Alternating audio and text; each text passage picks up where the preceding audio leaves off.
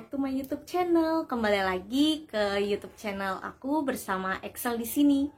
Kali ini aku mau membahas salah satu obat yang terkenal di Indonesia yang sering banget orang konsumsi apabila mengalami pilek. Dan kebetulan di bulan-bulan ini tuh lagi banyak banget orang yang terkena pilek, guys.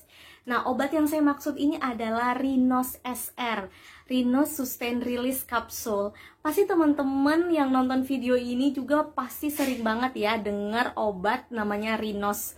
Nah, Rinos SR, Rinos Sustain Release Capsule ini diproduksi oleh pabrik farmasi yaitu PT Dexa Medica.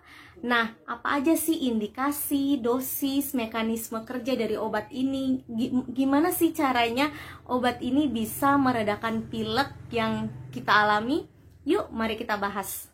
Jadi, Rinos SR atau Sustain Release ini adalah satu kombinasi obat pilek yang diproduksi oleh PT Dexa Medica, di mana Rinos ini mengandung 2 zat aktif, yaitu ada loratadine 5 mg dan pseudoephedrine 60 mg. Mari kita bahas satu persatu fungsi dari tiap zat aktifnya. Kita pertama ke loratadine. Loratadine ini merupakan golongan obat antihistamin, di mana obat antihistamin ini mencegah alergi-alergi yang dapat terjadi di dalam tubuhnya kita. Misalnya pada saat pilek, hidungnya kita merasa gatel, berair. Nah, ini bisa diatasi dengan loratadine. Bisa juga loratadine ini kalau misalnya pada saat pilek kita bersin-bersin. Loratadine sangat cocok dikonsumsi. Kemudian, zat aktif yang kedua yaitu ada pseudoephedrine 60 mg. Nah, zat aktif yang kedua yaitu pseudoephedrine yang merupakan golongan obat dekongestan yang berfungsi untuk memperkecil pembuluh darah di sekitar hidung kita sehingga dapat melegakan hidung yang tersumbat. Nah, makanya 2 zat aktif ini merupakan 2 kombinasi yang sangat cocok untuk meredakan sakit pilek. Obat Rinos ini dalam bentuk sediaan kapsul yang di dalamnya itu ada granul-granul. Nanti saya lihatin ya gambarnya. Nah, kenapa dibentuk dalam bentuk granul? Karena seperti yang kita ketahui bahwa Rinos kapsul ini dibentuk dalam sediaan sustain release. Nah, teman-teman, saya mau jelasin tentang sustain release. Nah, sustain release di sini adalah tujuannya untuk memodifikasi memodifikasi kapsul Rinos agar dapat dilepaskan secara lambat.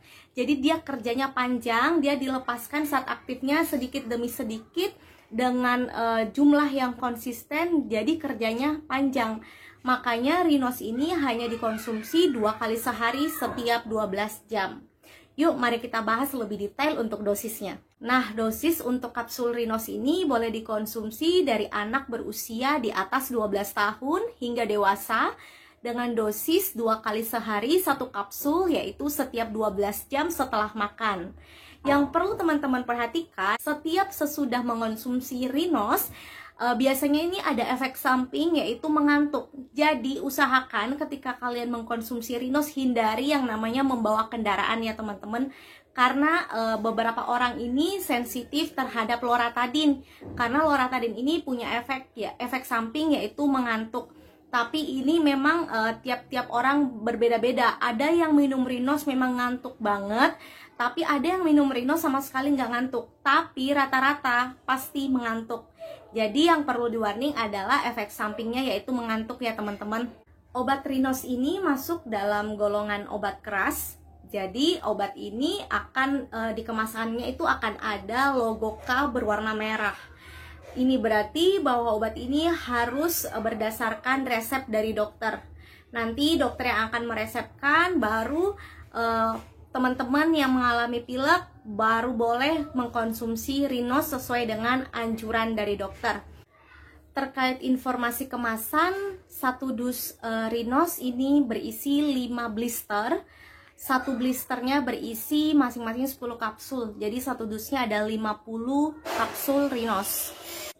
Nah, jadi kalau teman-teman ada yang lagi pilek, hidung tersumbat, hidung berair, hidung gatel dan bersin-bersin, Solusinya bisa konsumsi Rinos berdasarkan resep dari dokter atau bisa berkonsultasi dengan apoteker di apotik ya.